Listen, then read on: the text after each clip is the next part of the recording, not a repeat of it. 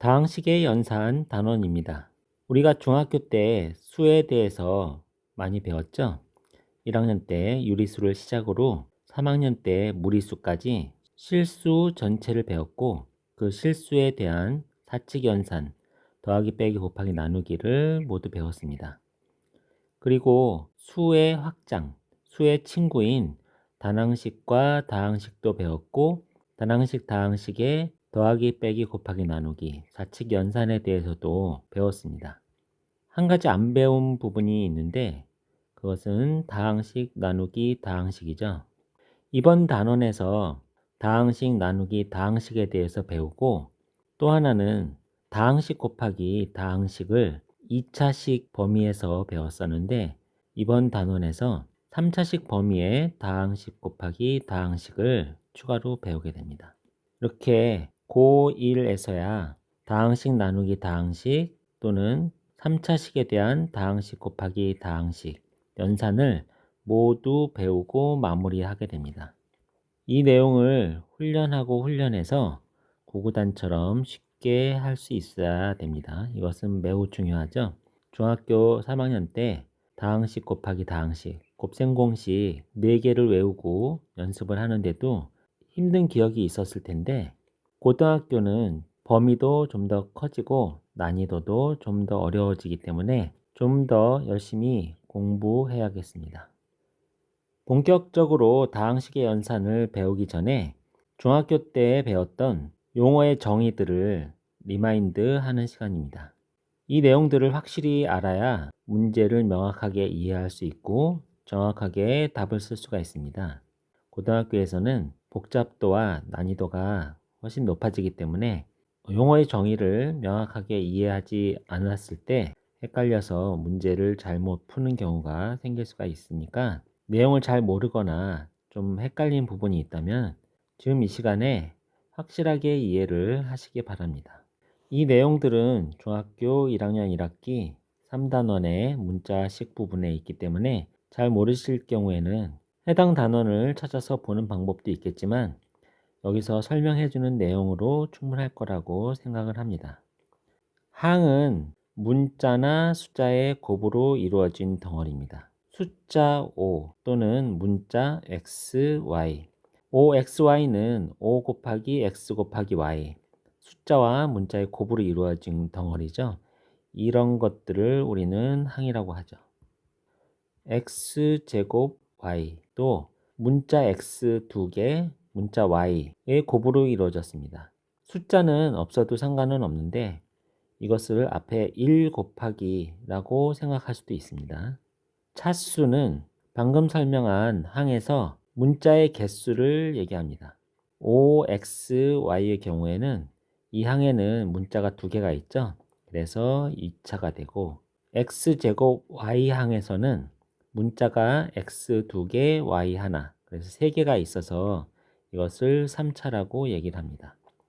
모든 항들은 차수를 가지게 됩니다. 그리고 또 하나의 차수가 있는데, 어떤 항에 대해서 차수를 물어보게 되면 지금 설명한 항마다 문자의 개수를 세서 그것을 차수라고 얘기하면 되고, 어떤 다항식에서 차수를 물어본다면 여러 개의 항마다 차수가 다 있을 텐데 그 중에 대표적인 제일 큰 차수를 얘기를 하면 됩니다.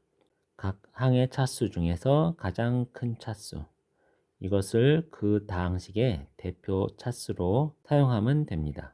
상수항은 여러 개의 항이 있는데 문자나 숫자의 곱으로 이루어졌다고 했습니다. 그런데 문자가 없는 항도 항이라고 할 수가 있죠. 7 이런 것도 문자는 없지만 7 하나가 숫자나 문자의 곱으로 이루어진 것이 맞죠. 이것도 우리는 항이라고 하죠. 근데 이 항은 특별히 상수로만 이루어져 있기 때문에 상수항이라고 이름을 붙였습니다. 그리고 개수는 어떤 한 항에서, 예를 들어서 요 OXY에서 문자 앞에 있는 숫자, 요 5죠. 5를 우리는 항의 개수라고 합니다.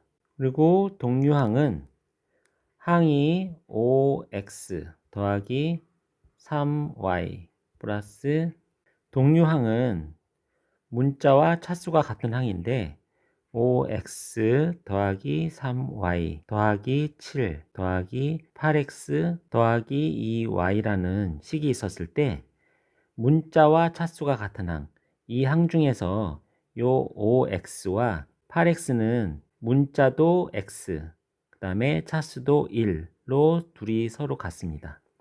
이렇게 항 중에서 차수와 문자가 모두 같은 항을 우리는 동류항이라고 합니다. 그 다음에 3y와 요 2y도 문자 y와 차수 1이 서로 같죠. 그래서 이것도 우리는 동류항이라고 합니다. 단항식은 어떤 식에서 한 개의 항으로 되어 있는 식을 얘기합니다. 항 한 개가 하나의 식으로 이루어져 있는 경우를 단항식이라고 합니다. 다항식은 항이 많은 식을 얘기하는 거죠. 여러 개의 항이 요 예처럼 5x 더하기 3y 더하기 7 더하기 8x 더하기 2y, 이것은 여러 개의 항으로 이루어진 식인데 여기는 지금 항이 하나, 둘, 셋, 넷, 5개가 있죠. 이 5개의 항의 합으로 이루어진 이런 것들을 다항식이라고 하죠. 그런데 한 가지 주의할 것은 항이 많은 경우, 항이 여러 개인 경우만 다항식이 아니라 한 개의 항으로 이루어진 것도 우리는 다항식이라고 부르기로, 여기 한 개 또는 두 개, 한 개의 항도 우리는 다항식이라고 부르기로 정했습니다. 단항식도 다항식이라고 불러도 상관은 없습니다. 수학자들이 용어의 정의를 이렇게 정했기 때문에 우리는 정해진 대로 사용하면 됩니다. 내림차순, 올림차수는 중요도가 좀 떨어지기는 하는데 한 문자에 대해서 차수가 높은 항부터 낮은 항의 순서로 정리한 것. 이것은 예를 들자면은 3x제곱 더하기 2x 더하기 3. 차수가 x에 대해서 2차, 1차, 0차. x에 대해서 0차죠. 상수항을. 이렇게 차수가 높은 항부터 낮은 항으로 차례대로 적는 것을 얘기합니다.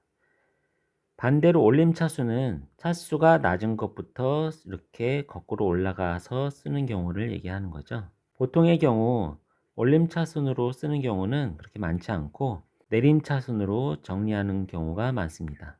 지금까지 간략하게 다항식에 대한 용어를 설명을 했는데 귀찮겠지만 이번 기회에 확실히 명확하게 알아두셔야 고등수학도 잘할 수 있겠습니다.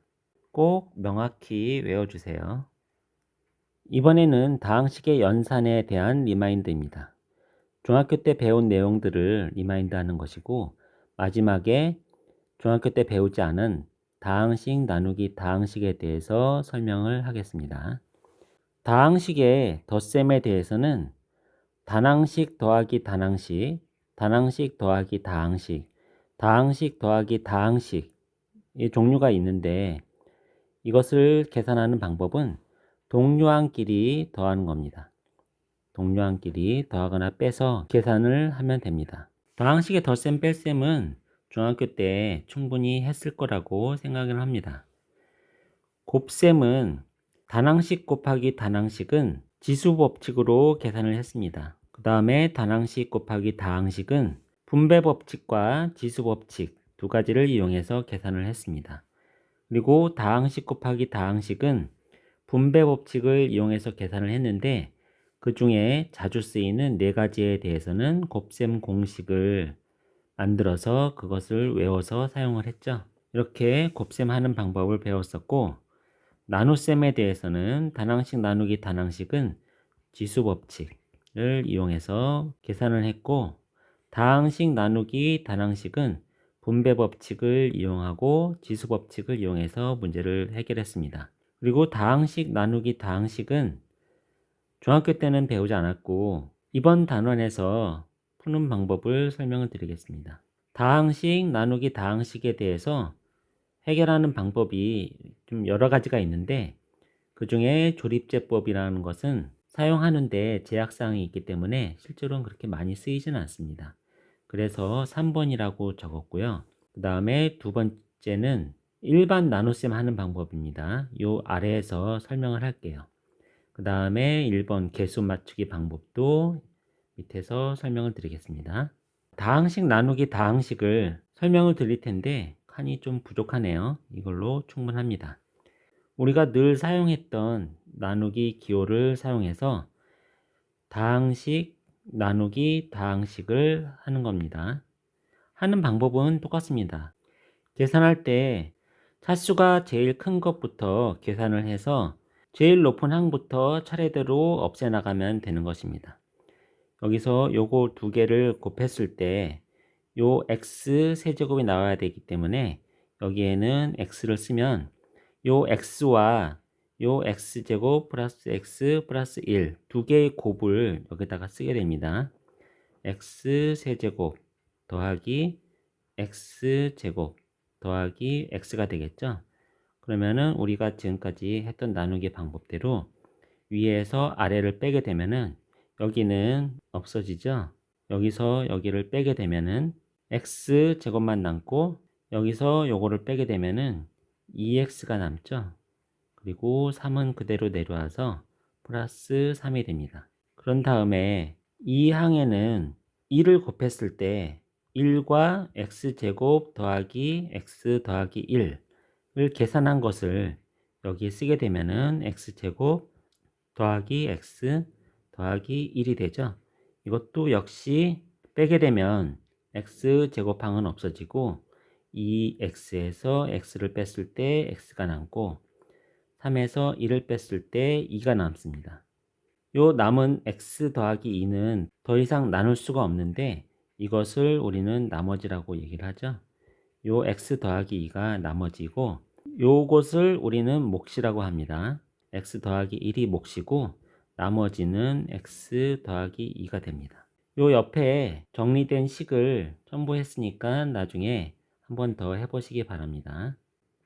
다항식 나누기 다항식은 난이도가 그렇게 높지 않기 때문에 몇 번 연습을 해보면 충분히 할 수 있을 거라고 생각을 합니다. 그리고 여기 있는 개수 맞추기 방법은 뒷페이지에서 다른 것을 하나 설명을 드리고 그때 설명을 드리겠습니다.